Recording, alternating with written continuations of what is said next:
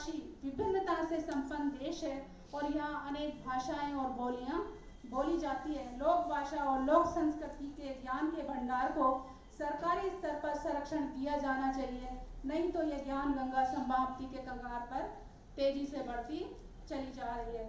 इसे विलुप्त होने से बचाना होगा। People's Linguistic of Survey of India ने एक शोध करके खुलासा किया है कि भारत में बोले जाने वाली 800 भाषाओं में से आदि भाषाएं समाप्ति के कगार पर है और वो आदि भाषाएं मतलब 400 भाषाएं आदिवासियों की भाषाएं है।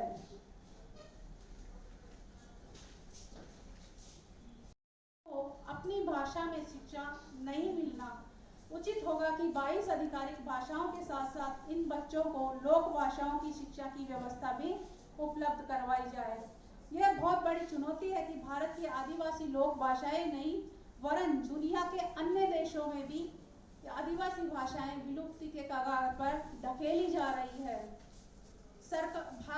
अमेरिका हो या भारत, विकास के नाम पर जंगलों को उजाड़ा जा रहा है।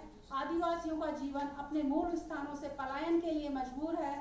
रोटी रोजी और रोजगार के संकट के अलावा भारी हस्तक्षेप, धर्म परिवर्तन, नक्सलवाद के नाम पर शोषण और हिंसा, अशिक्षा, गरीबी, बार बार विस्थापन आदि कई ऐसे कारण हैं जिनकी वजह से आदिवासी समाज, उसकी संस्कृति, भाषा और महिला लेखन गंभीर रूप से प्रभावित हो रहे हैं। समकालीन परिदृश्य में आदिवासी महिला रचनाकार अपनी लोक बोली भाषा या हिंदी भाषा में अपनी लेखनी से पहचान बनाने की कोशिश कर रही है, किंतु अंग्रेजी भाषा के बढ़ते वर्चस्व से आदिवासी महिला लेखन का अस्तित्व गंभीर चुनौतियों से घिर गया है, क्योंकि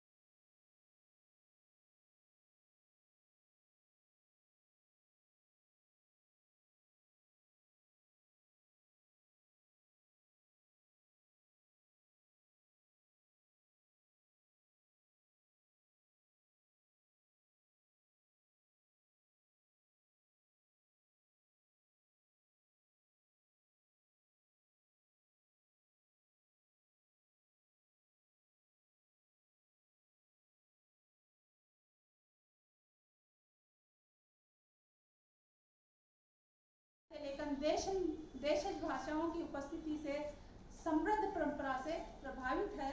समकाल में कुछ साहित्य का अनुवाद और रूपांतरण भी किया जा रहा है जो अपने मूल अर्थ और मूल स्वरूप को खोता जा रहा है। यह भी समकालीन साहित्य को चुनौती है। आदिवासी बहुल्य इलाकों में शिक्षण संस्थाओं का अभाव भी आदिवासी साहित्य के लिए बहुत बड़ी और गंभीर चुनौती है। जब शिक्षण ही नहीं होगा तो लेखनी कैसे चलेगी। इसी कारण आदिवासी साहित्य लेखन में महिलाओं की उपस्थिति बहुत ही कम है। जनसंख्या की दृष्टि से संथाली साहित्य भारत में आदिवासी साहित्य में बहुत बड़ा स्थान रखता है, लेकिन महिलाओं की संख्या इसमें बहुत ही कम है।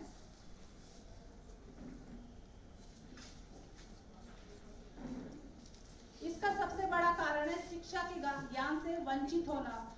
आदिवासी महिलाएं अधिकांशतः पुरुष के साथ कंधे से कंधा मिलाकर या उसके आगे कदम बढ़ाकर हर काम करने में माहिर है वो तीर चला सकती है, तलवार चला सकती है, हंसिया चला सकती है, कुल्हाड़ी चला सकती है, गुलेल चला सकती है, लेकिन शिक्षा के अभाव में वो कलम चलाने में अभी थोड़ा धीरे धीरे चलने की कोशिश कर रही है। परंतु वे लिख नहीं सकती। जीवन के अनुभवों का विशाल मौखिक भंडार लोक तत्वों के रूप में उनके पास अनमोल धरोहर है।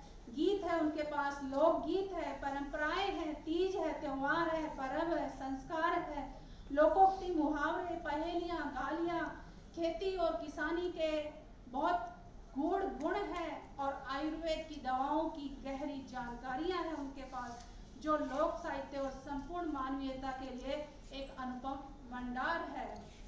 दूसरी ओर जो नव पीढ़ी पढ़ लिख रही है, उसे शिक्षा अपनी मातृभाषा और लोक भाषा में नहीं मिलकर संविधान में जो मान्य 22 राष्ट्रीय भाषा है उनमें ही मिल पा रही है। इसलिए वो अपनी लोक भाषाओं से पीछे छूटते चले जा रहे हैं या उनकी लोक भाषाएं अपने अस्तित्व को खोती चली जा रही है, जिससे आदिवासी भाषाओं और उनके ज्ञान के अस्तित्व का संकट उनके अस्तित्व पर संकट के भयानक बादल मंडरा रहे हैं। आदिवासियों को विकास की कीमत अपने पलायन से चुकानी पड़ती है। विकास की आंधी ने सबसे ज्यादा आदिवासियों को बर्बाद किया है। उनकी अमीरी ही उनके लिए अभिशाप बन गई है। जिस वन भूमि पर उनका आवास है, वो अपने गर्भ में कोयला, लोहा, बॉक्साइट, हीरा, यूरेनियम आदि बहुमूल्य खनिज संपदा को छिपाए हुए हैं। इसी कारण विकास के नाम पर आदिवासियों को स्थायी निवासों से खदेड़कर वनों का विनाश कर आज आप और हम देख रहे हैं। और विनाश का जो तांडव है वो आसाम में, बिहार में, यूपी में और अमेरिका जैसे विकसित देशों में भी बाढ़ के रूप में हम देख रहे हैं। आदिवासी जनजीवन, सरकारी विकास, स्थानीय सूदखोरों और वन माफियाओं द्वारा आक्रांत, शोषित, पीड़ित किया जाता रहा है। परिणाम स्वरूप 20वीं शताब्दी के आखिरी दशकों में भारत में नए नए सामाजिक आंदोलनों का उभार हुआ है, जिसमें है प्रमुख रूप से किसान आंदोलन, दलित आंदोलन, स्त्रियों और आदिवासियों की शोषित और पीड़ित या प्रताड़ित करने वाली शक्तियों के खिलाफ उठने वाली लेखनियों का आंदोलन। इस साझी मुहिम में सामाजिक, राजनीतिक, साहित्यिक आंदोलनों ने बढ़ चढ़कर हिस्सा लेना शुरू कर दिया है और इन्हीं आंदोलनों का एक जीवंत उदाहरण आप और हम सब इस सम्मेलन में एक साथ एकत्रित होना और अपनी अपने स्तर पर अपनी अपनी आवाज को या अपने अपने विषय को रखना।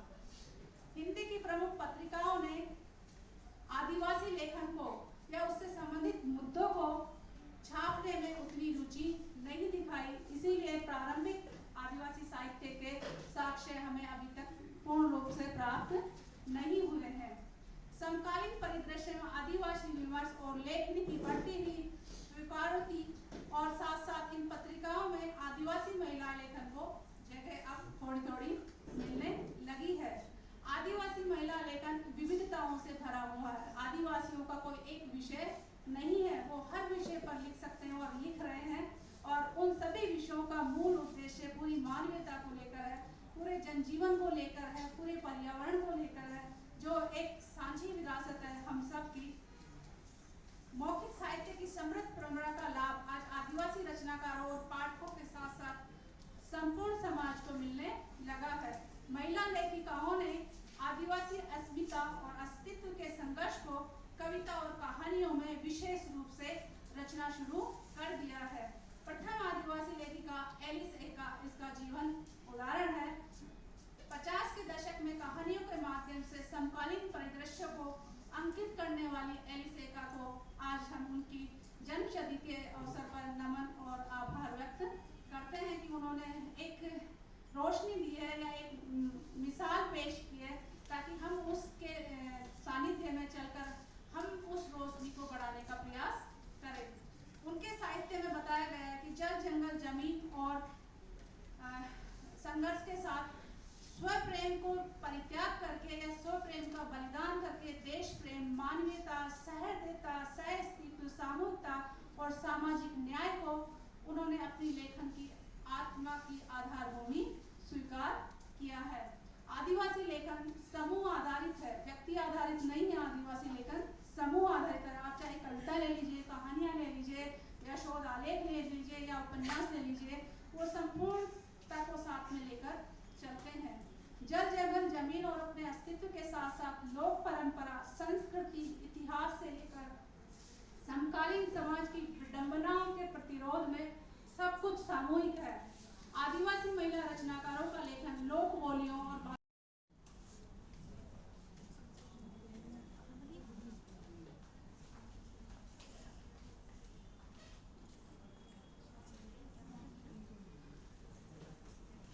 आप सभी का बहुत बहुत जोहार, स्वागत और आभार। एलिस एका आदिवासी साहित्य की पहली महिला साहित्यकार के रूप में जानी जाती हैं और आज उनकी जन्म शती पर मुझे बोलने का मौका दिया गया है। साहित्य अकादमी और झारखंडी भाषा साहित्य संस्कृति अखाड़ा की तरफ से देवेश सर और वंदना दीदी, पंकज सर और आज सभी के सानिध्य में मुझे ये मौका मिला है, तो मैं बहुत गौरवान्वित हूँ और मुझे बड़ा गर्व और फक्र हो रहा है कि आज तक हमें ऐसी सम्मेलनों के लिए सिर्फ बुलाया जाता था, लेकिन वहाँ स्टेज तक पहुँचने नहीं दिया जाता था, लेकिन आज हमें स्टेज मिल गया है। तो इसके लिए हम सभी बहुत बधाई के पात्र हैं और गौरवान्वित है कि हम अपनी बात यहाँ पर रख पा रहे हैं और अपने अपने विषय की जानकारी एक दूसरे तक पहुँचा रहे हैं। आज का जो मेरा विषय दिया गया है या मेरा जो विषय है वो है समकालीन परिदृश्य में आदिवासी महिला लेखन और उसकी चुनौतियाँ। जीवन और चुनौती दोनों एक दूसरे के परस्पर पूरक है। बिना चुनौती के जीवन कभी सफल नहीं होता और सभी वर्गों में जो आदिवासी वर्ग है उसका जीवन कुछ ज़्यादा ही चुनौतियों से भरा हुआ रहता है, क्योंकि उनको जो परिवेश मिलता है, जो समाज मिलता है, जो पर्यावरण मिलता है, उस परिवेश और पर्यावरण और समाज से बार बार उनको खदेड़ा जाता है, उनको वहाँ से निकाला जाता है और उनको नए परिवेश में ढालने के लिए विवश कर दिया जाता है। उसी माहौल में वो अपने आप को बचाते हैं, पूरी मानवीयता को बचाने का प्रयास करते हैं, जल जंगल और प्रकृति को बचाते हैं और उसके पहरेदार के रूप में आज हम सब उसके जीवंत हस्ताक्षर है। हमारा जो मूल विकास है या मूल जन्म है गाँव से ही हुआ, चाहे हम शहरों में पहुँच गए हैं, लेकिन आज भी हमारी जड़ें वहीं पे हैं और हम वहीं से अपनी सरसता, अपनी उर्वरता और अपनी जीवंतता को बचाए हुए हैं। मैं अपने विषय पर आती हूँ। समकालीन परिदृश्य कोई सीमित विषय नहीं है। समकाल का मतलब भूत, वर्तमान तीनों कालों को साथ में लेकर चलने वाला काल है, जिसमें जो जीवन जिस तरीके से चलता आ रहा है उस जीवन का जो परिचय है, उस जीवन में जो चुनौतियाँ, जो परेशानियाँ, जो संकट, जो बाधाएं मिलती आई है वो साहित्य में देखने को मिल रही है। समकालीन परिदृश्य अनंत और असीम है। समकाल में समकाल की कोई समय सीमा निर्धारित नहीं हो पाई है। समकाल संसार के लोक साहित्य का आदि स्रोत आदिवासियों की मौखिक परंपरा ही रही है।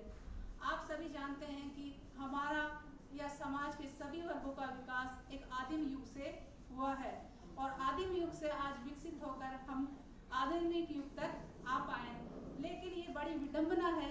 आदिम युग में आज देखा जिन्होंने जीवन से जुड़ी सभी क्षेत्रों में लेखन का कार्य किया है और उसमें सफलता पाई है, और जो चीज छूट गया है जीवन में, जितनी भी समस्याएं आती है उसमें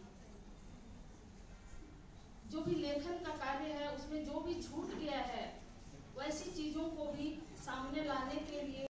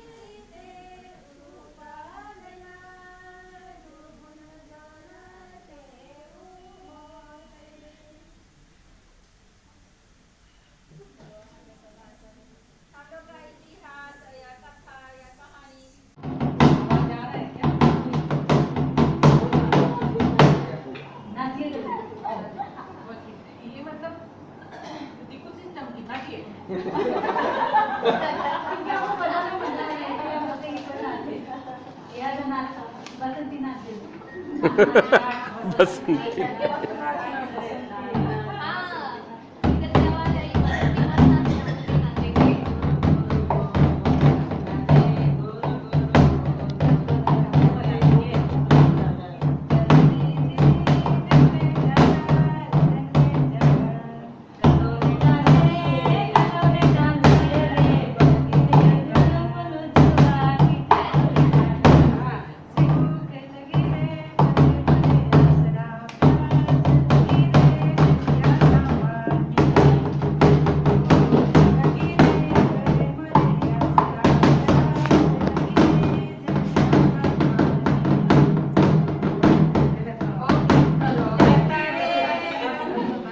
वर्ण श्रोता लेकर कोमल ताक में मैं कपड़ा बोती हूँ।